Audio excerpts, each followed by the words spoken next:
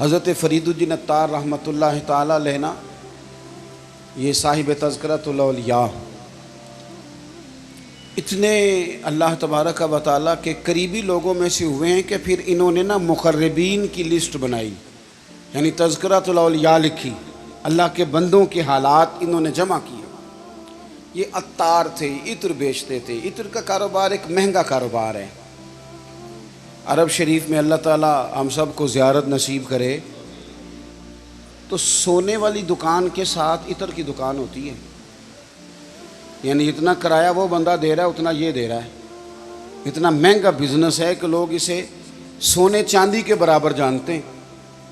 بڑا مہنگا کاروبار تھا۔ فرماتے مہنگی مہنگی خوشبوئیں میں نے سجائی ہوئی تھیں۔ ایک دن ایک درویش بابا جی آ گئے تو 2 4 5 بوتلیں انہوں نے دیکھی، خوشبو لینی تھی۔ تو جو اچھے سیل مین ہوتے ہیں یہ گاہک کو جانے نہیں دیتے۔ فرماتے ہیں میں نے بھی آگے بڑھ کے بابا جی سے کہا، جب انہوں نے دیکھ لی کافی چیزیں تو میں نے آگے بڑھ کے کہا کہ بزرگوں کیا چاہیے، مجھے حکم کریں میں دیتا ہوں، کیا دیکھ رہے ہیں، کون سی خوشبو چاہیے؟ تو بابا جی فرمانے لگے پتر میں تو دیکھ رہا ہوں کہ تیری جان بڑی مشکل سے نکلے گی۔ تو میں دنیا دار بندہ تھا، مجھے بڑا غصہ آیا۔ میں نے کہا بابا وہ کیوں؟ میں نے کہا پتر مال ہی بڑا جمع کیا ہے، مرے گا کبھی یہ والی شیشی یاد آئے گی، کبھی وہ والی یاد آئے گی۔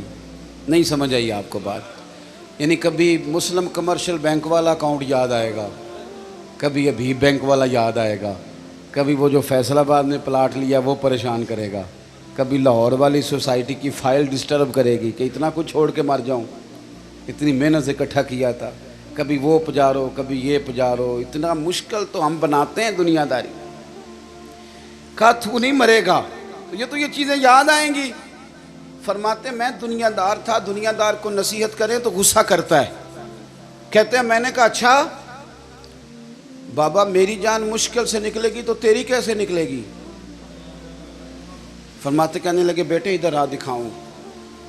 کہتے ہیں میں مڑ کے اوپر سے ہو کے بزرگوں کے قریب آیا، وہ میری دکان کے فرش پہ لیٹے کلمہ پڑا، روح پرواز کر گئی۔ عرش فرشتے بانگا ملیاں، مکے پہ گیا شور، بلے شاہ آسان نہیں ہوں مرنا، یہ تے مر گیا ہی کوئی ہور، تے نالے وارث شاہ وہ کدوں مر دے جنہ کیتیاں نیک کمائیاں نے۔ اور اقبال کہنے لگے موت کو سمجھے ہیں غافل اختتام زندگی، یہ ہے شام زندگی، پھر صبح دوام زندگی، اس کے بعد تو صبح ہے زندگی کی، یہ تو ایک شام ہوئی ہے بس، اٹھیں گے تو سویرا ہوگا۔ تو کہتے ہیں بابا جی کی روح پرواز کر گئی۔ کہنے لگے پتر میں تو اس طرح جاؤں گا۔ فرماتے ہیں میں نے کفن دفن کیا، میں نے جنازہ پڑھا، میں نے دفن کیا، کوئی وارث نہیں ملا، اسی کسے دے کچھ نہیں جے لگ دے، نہ کوئی ساڈا دردی۔ کہتے ہیں میں نے دفن کیا۔ پھر اس کے بعد مجھے مسئلے کی سمجھ آ گئی، پھر بعد میں سمجھ آ گئی مال وارثوں کا ہے، آج بھی وارثوں کا ہے، کل بھی، یہ پکی بات۔ اور وارث اپنی اپنی طبیعت کے ہیں، اپنے اپنے مزاج کے ہیں۔ ہو سکتا ہے آپ کا محنت کا مال وہ ہفتوں میں ضائع کر دیں، اپنی اپنی طبیعت کے ہیں نا وارثین۔ ہو سکتا ہے آپ کی بڑی بنائی ہوئی چیزیں وہ چند منٹ لگائیں، گیا سارا کچھ۔ تو بہت سارے معاملات میں اگر ہماری توجہ ہو کہ ہم نے جانا ہے اور ڈائریکشن ٹھیک ہو تو پھر موت کا کوئی خوف، پھر تو تیاری ہے۔ حدیث بخاری دیکھیے گا، حضرت ابو ہریرہ رضی اللہ تعالیٰ عنہ بھی حدیث کے راوی ہیں، اور ایک مقام پہ اسی حدیث کو حضرت انس بن مالک رضی اللہ تعالیٰ عنہ نے بھی روایت کیا ہے۔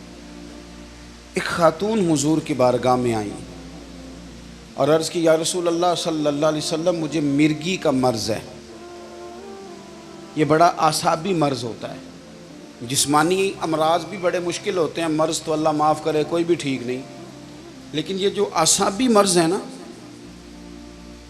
یہ ایک بہت بڑا مشکل مرحلہ ہے کہ آپ کا دماغ کنٹرول میں آ جائے۔ تو مرگی کا مرض بندے کو بے ہوش کر دیتا ہے، اعصاب کنٹرول کر لیتا ہے، جسم بھی قبضے میں آ جاتا ہے، اور پھر خاتون ہو تو ویسے ہی حوصلہ کم ہوتا ہے۔ عرض کرتی ہے حضور مجھے مرگی ہے، میں بڑی تکلیف میں ہوں، میرے لیے دعا کر دیں۔ تو حبیب پاک صلی اللہ علیہ وسلم سب کے لیے دعائیں فرماتے تھے، پر آج حضور نے ایک انوکھی بات ارشاد فرمائی۔ حضور فرمانے لگے اگر تو کہے تو دعا کر دیتا ہوں، اللہ شفا دے گا، اور اگر تو کرے صبر، اس کا معنی کیا ہے کہ مرگی کے ساتھ ہی گزارا کرے۔ نہیں سمجھ آ رہی بات کی؟ مرگی کے ہم مانتے نہیں، ویسے مرض جو آتا ہے نا وہ جاتا کم ہی ہے، گزارا اس کے ساتھ ہی کرنا پڑتا ہے۔ ہم پتہ کیا کرتے رہتے ہیں، ہم پریشان ہو جاتے ہیں، ٹینشن لے لیتے ہیں، لیکن اس کے ساتھ جینا نہیں سیکھتے۔ اپنی بیماریوں، آزمائشوں، پریشانیوں کے ساتھ جینا سیکھیں۔ جن کو ان کے ساتھ جینا آ جاتا ہے نا، وہ زندگی کا سارا سکون حاصل کر لیتا ہے، وہ ساری آسانیاں پا جاتا ہے، جسے اپنی مشکلات کے بیچ جینا آ گیا۔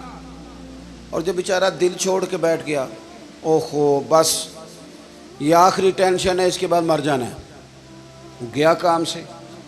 مشکلات ہی تو ایک ایسا وقت ہوتا ہے جہاں انسان کی صفائی بھی ہوتی ہے، وہ نکھر بھی جاتا ہے، تربیت بھی ہو جاتی ہے، اور ایک اچھی ٹریننگ اس کی ہوتی ہے، پھر اگلے مرحلے اس کے لیے آسان ہو جاتے ہیں۔ حضور نے فرمایا اگر تو کہے دعا کرتا ہوں اللہ شفا دے گا، اور اگر تو کرے صبر، گویا اس کے ساتھ ہی گزارا کرے، تو پھر کیا ملے گا؟